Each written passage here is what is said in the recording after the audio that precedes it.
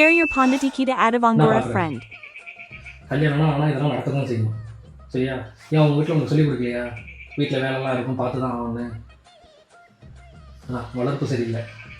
ஒழுங்காக வளர்த்துருந்தாங்கன்னா எல்லா வேலையும் பற்றி தெரிஞ்சிருக்கோம். நம்ம ஒழுங்காக வளர்க்கலை, அதுதான் பிரச்சனை. அதுக்கு தான்டா சொன்னேன் கல்யாணம் வேணாம் வேணான்னு. நீ தான் கேட்கவே இல்லை. பண்ணிக்கிறேன்னு அவசரப்பட்டேன்.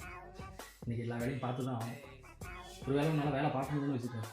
ரொம்ப ரோசமாக இருந்தால் கிளம்பி உங்கள் வீட்டுக்கு போயிடு. அதான் மரியாதை. உனக்கு உங்கள் அம்மா இருக்காங்க, உங்கள் அப்பா இருக்காங்க, உன்னை பார்த்துப்பா.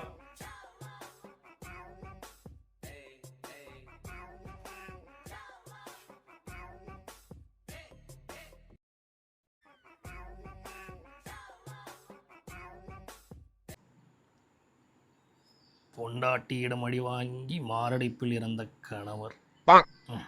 ஊரில் இருக்க பொண்டாட்டியை பூரா ஃபைட்டரா மாறிட்டாளோ போல.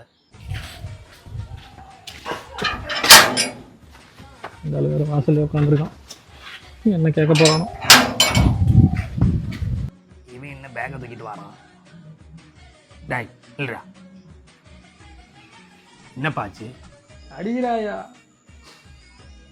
என்ன காரணம்னு சொல்லாமே அடிக்கிறேன்.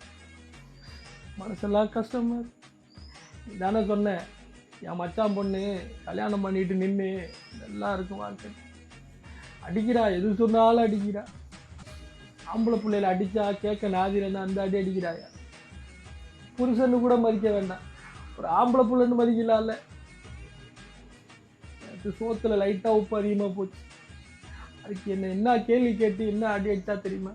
அதான் நல்லாவும் கூட இருக்க முடியாதுன்னு கிளம்பி வந்து உன் மச்சான்ட்ட சொல்லு, உன் பொண்ணுக்கு என் பையனுக்கு செட் ஆகாது. நான் நீ வீட்டில் தான் இருப்பேன், நான் எங்கேயும் போக மாட்டேன். என்னப்பா நீ பொண்டாட்டி அடிக்கிறான்னு பேக்கை தூக்கிட்டு வந்திருக்கேன். அந்த காலத்துலேருந்து இந்த காலம் வரைக்கும் நான் உங்கள் அம்மா கிட்ட வாங்காத அடியா? என்ன விடு, உங்கள் மாமா அருண் இருக்கானே, அவன் பொண்டாட்டிக்கிட்ட வாங்காத அடியா? ஒரு தடவை தீபாவளி அதுமா அவன் கையை உடைச்சிட்டு வந்துருந்தானே தெரியுமா? அன்னைக்கு கூட அவன் பொண்டாட்டி அடித்து தான் அவன் கையை உடைச்சான். இவ்வளோதை விடு, உங்கள் ஆண் சரிமாமா இருக்காரு, அவர் பொண்டாட்டிகிட்ட மட்டுமா அடி வாங்கியிருக்காரு, போகிற வர பொண்ணுங்கள்ட்டெல்லாம் அடி வாங்கியிருக்காரு. அவரெல்லாம் அதை சகிச்சுட்டு வாழலை, நீயும் அந்த மாதிரி சகிச்சுக்கிட்டு தான்ப்பா வாழணும். அவங்க அடிப்பாங்க, நம்ம வாங்கணும். அவங்க அடிக்கிற பரம்பரையாக மாறிட்டாங்க, நாம் அடி வாங்குற பரம்பரையாக மாறிட்டப்பா. அப்போ ஆம்பளைக்கு பாதுகாப்பாக இல்லையா?